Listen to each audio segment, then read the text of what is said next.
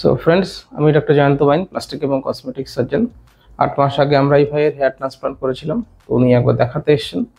তো আপনারা দেখতে পাচ্ছেন কত সুন্দর রেজাল্ট এসছে।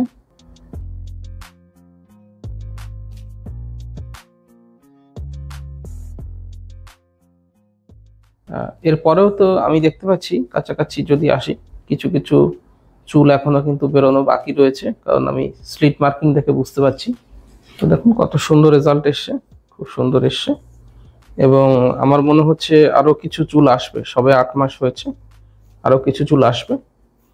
বিশেষ করে স্লিট মার্কিং, এখনো কিন্তু কিছু কিছু স্লিট মার্কিং আমি এখনো সাদা সাদা দেখতে পাচ্ছি, তাতে বোঝা যাচ্ছে যে আরো কিছুটা চুল আসবে।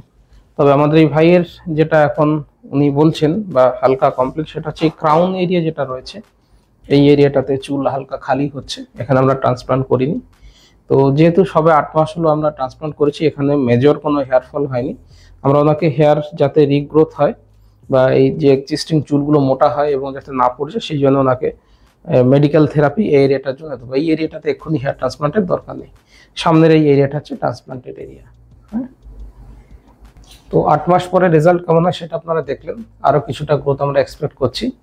যদি হেয়ার ট্রান্সপ্লান্টের টেকনিক, হেয়ার ট্রান্সপ্লান্ট কীভাবে করা হয়, রেজাল্ট, পেশেন্টদের এক্সপিরিয়েন্স, এইসব বিষয়ে জানতে চান, আমার ইউটিউব চ্যানেল অনেক ভিডিও আছে, দেখতে পারেন। বা আপনার খালি হয়ে যাওয়া মাথার অংশ আমাকে ফটো পাঠিয়ে দেবেন, নিচে হোয়াটসঅ্যাপ রয়েছে, তাহলে আমি দেখে কতগুলো ফলিকেল লাগবে, কত খরচ হবে, সমস্ত ডিটেলস বলে দেবো।